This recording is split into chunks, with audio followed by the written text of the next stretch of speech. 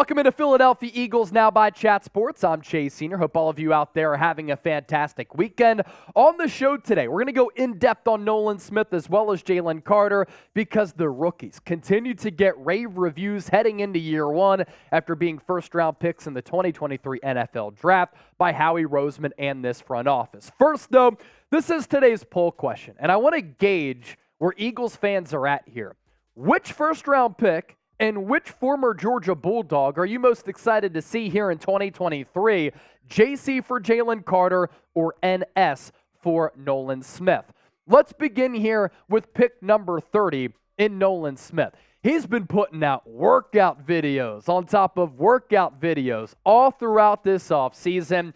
I thought it was really impressive how he was invited and he attended Von Miller's pass rushing academy because they are similar players in build, and Von Miller is going to go down as a Hall of Famer as one of the best edge rushers in the history of this league, and Von Miller is a guy that you can really learn from, especially with the guy who's a similar Von Miller prototype.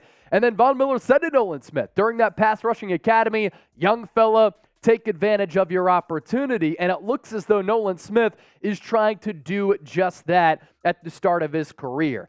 Now, when I talk about Nolan Smith and Von Miller being of similar ilk, right, in that similar category, this was Miller's RAS score coming out of college. Now, the RAS score is the relative athletic score. These athletes are ranked from 1 to 10 based upon some of their athletic metrics. Von Miller had a 9.97 grade coming out of Texas A&M. That's why he went as high as he did, and it's a big reason why he has that bend, that fast first step coming off the line of scrimmage, and he's been a sack artist all throughout his career. Green here are elite numbers. So, for instance, 40-yard dash, you ran a 4.53. That's green. That's elite. The composite size grade, good, not great. Nolan Smith, good size, not great size, but he is very, very fast. Now, Nolan Smith's RAS score, not as high as Von Miller's. It was a 9.23, but his 40-yard dash was tremendous. A sub-4.4 40-yard dash at that size really is incredible, and it's littered here with green. The only red, it's the height and it's the weight, as he checked in at under 240 pounds. Reasons to be excited about Nolan Smith. He has insane speed coming off the edge, and he is going to be a very difficult player to defend against offensive linemen who are a little bit slower, a little bit sluggish, especially at the end of games. And you could put Nolan Smith in this like NASCAR package where you go a lot of speedy guys along that front. And I'm talking about like Brandon Graham, for instance, playing defensive tackle because he's done that in the past. And you just load that defensive front up with elite pass rushers. He has great bend coming around the corner as well. A lot of offensive tackles, they range between 6'4" and up. So they're going to struggle to maybe get that leverage to get down on Nolan Smith, and he's going to be able to go that rip-through move and get around them with that bend and that speed. The athleticism certainly should translate. He also has a similar profile athletically, size, weight, to a guy like Hassan Reddick. I think that's a good comp as well. Nolan Smith loves the game of football, and I already really like how he has leadership qualities about him. He's a guy who guys gravitate to. And he leads by example, leads with work ethic, and that's been displayed here at the start of his career. He's also said a couple of things that I think will bode well with him playing for Philadelphia. After he got drafted, he said this to new Eagles defensive coordinator Sean Desai. Coach Sean, I know you're busy. I want that playbook. I want it. I want that PDF. I want to be on that bleeping field. I want to show you all why you picked me number one. I'm being dead bleep serious. For a guy to have that level of confidence, that level of want to at this point of his career goes to show you that the dude loves ball. And then there's this that he said on the Green Light podcast with Chris Long about playing in the cold. I don't mind it. I don't care. As long as I get to go out there and hit a mother effer, I don't really care about none of that stuff. You get warm the more that you hit people. I'll tell you that. You love to see it. Now, what he did at Georgia was a little bit underwhelming considering the prospect that he was coming out of high school. One of the most highly touted recruits coming out of high school, going to Georgia.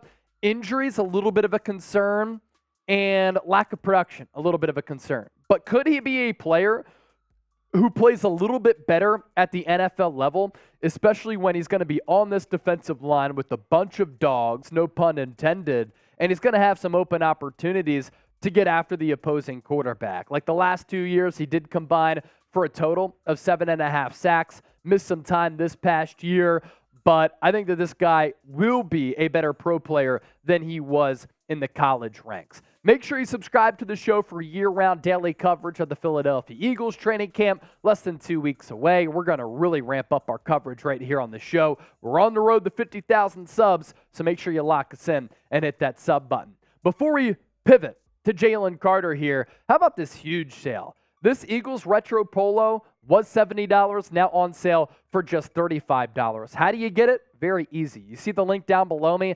chatsports.com/Eagles polo. Hit that link, and that deal will apply 50% off. And the Eagles are bringing back the Kelly Greens this year, so you're going to be able to get this. There are other colors, too, available on the site, thanks to our friends at Fanatics. So if you're worried about getting sloppy with some of that food, other options there for you as well. Just use that link down below so that Fanatics knows that Chat Sports sent you.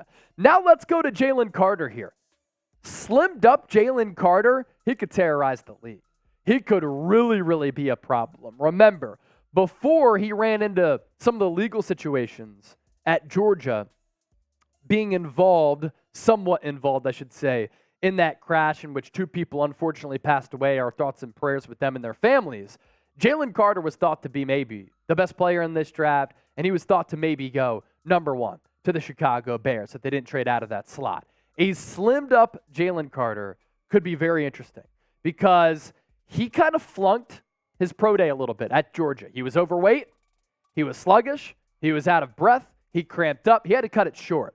So for him, I think maturity is a little bit of a concern.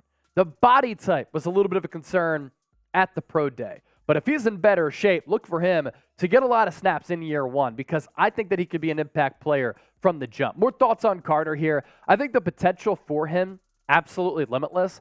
He has all of the ability in the world to be an impact pro in this league for a really, really long time at a position that the Eagles are always willing to invest in. He has extraordinary versatility along the defensive line where last year, en route to that national championship with the Bulldogs, he literally played all across that defensive line. Can the Eagles' stable culture really help him out? This is a talking point that I've hit on a couple of times, and I think it's really important, right? The Eagles have a lot of bona fide leaders in that locker room, and Nick Sirianni has been able to fortify and build upon that great Eagles championship culture.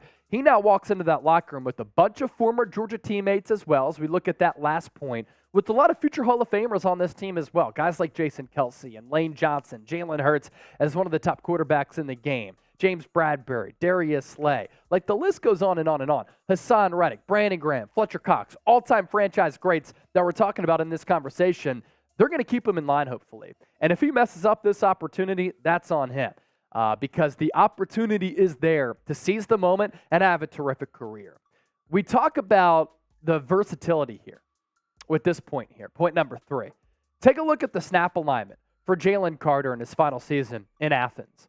He lined up on the A-gap 30 times, over tackle 83 times, the B-gap 255 times, outside tackle 20 times. So I want to see him be used as that versatile chess piece as well. And I love athletes, I love football players who have versatility because me and my craft in broadcasting, like I've always taken pride in my versatility. I could talk about the NFL, the NBA, college football. I can do radio, podcasting, TV, digital. I love hosting shows here on YouTube. Like I can do it all because it makes me more valuable if I'm more versatile at the end of the day. And for Jalen Carter, if he can line up anywhere along that defensive line, he's able to exploit mismatches, but also help his teammates out as well. As for what he did last year with Georgia, 13 games played, critical component of that elite, just crazy good Georgia defense. 32 tackles, 7 tackles for loss, 3 sacks, 2 forced fumbles, 3 pass breakups. Going back and watching how a guy at his size moves,